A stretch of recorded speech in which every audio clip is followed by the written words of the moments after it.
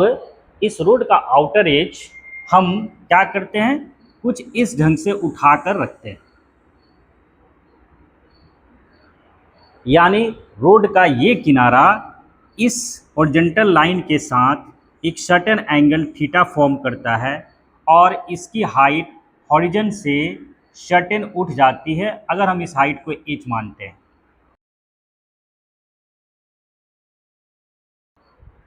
तो इस तरह से करने से इसके ऊपर जो भी कार पास करती है अब उसका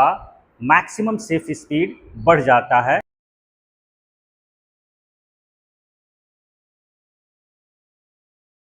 कैसे बढ़ता है इसको हम लोग देखते हैं। जैसे ही है जो इस वक्त यहाँ से गुजर रही है,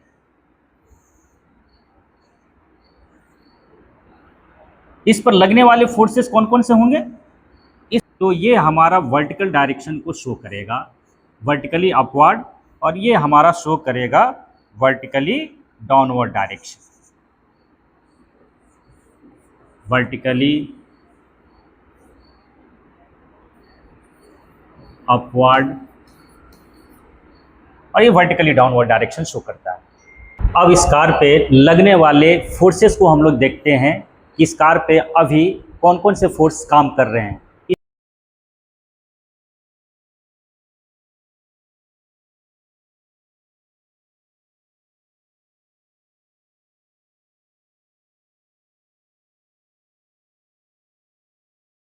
काम कर रहे हैं इसमें पहला जो फोर्स होगा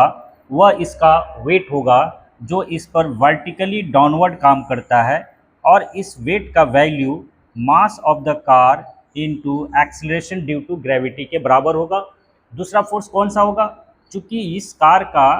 कॉन्टेक्ट इस टायर के साथ, इस रोड के साथ बना हुआ है,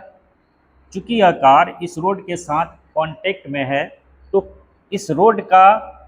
इस टायर के ऊपर लगने वाले नॉर्मल रिएक्शंस का नेट वैल्यू की बात करें तो इसका वैल्यू इस पे परपेंडिकुलर डायरेक्शन में n के बराबर होता है। अब इस कार पे ऊपर की तरफ एक नॉर्मल रिएक्शन लग रहा है n। तीसरा कौन सा है, चूंकि इसमें स्कीडिंग आउटसाइड में होने की प्रोबेबिलिटी बनी रहती है, तो इसके अपोजिट में बैलेंस करने के लिए एक फ्रिक्शनल फोर्स यहाँ पर काम करना चाहिए इस सरफेस के अलावा, और साथ में इस कार का मोशन सर्कुलर होता है, तो इस सर्कुलर मोशन को बनाए रखने के लिए एक सेंट्रीपिटल फोर्स की ज़रूरत पड़ती है, और यह सेंट्रीपिटल फोर्स हमेशा इसके सेंटर की तरफ होना चाहिए, यानी यहाँ पर एक कार पर एक फोर्स की ज़रूरत है जो कि सेंट्रीपिटल फोर्स होगा। अदरवाइज ये अगर फोर्स यहाँ पर काम नहीं करता है, इतना फोर्स प्रोवाइड नहीं होता है अभी इस सिचुएशन में, तो कार सर्कुलर पाथ को एडॉप्ट नहीं करेगी। तो हम कह सकते हैं कि अभी इस कार पे तीन फोर्सेस काम कर रहे हैं। एक है mg वर्टिकली डाउनवर्ड, दूसरा नॉर्मल रिएक्शन जो कि इस सरफेस ऑफ कॉन्टैक्ट के परपेंडिकुलर डायरेक्शन में है, और तीसरा इसमें स्कीडिंग की प्रोबेबिलिटी बनती है, तो इस स्कीडिंग के अपोजिट डायरेक्शन में हमारे पास एक फोर्स काम करना चाहिए, फ्रिक्शनल फोर्स।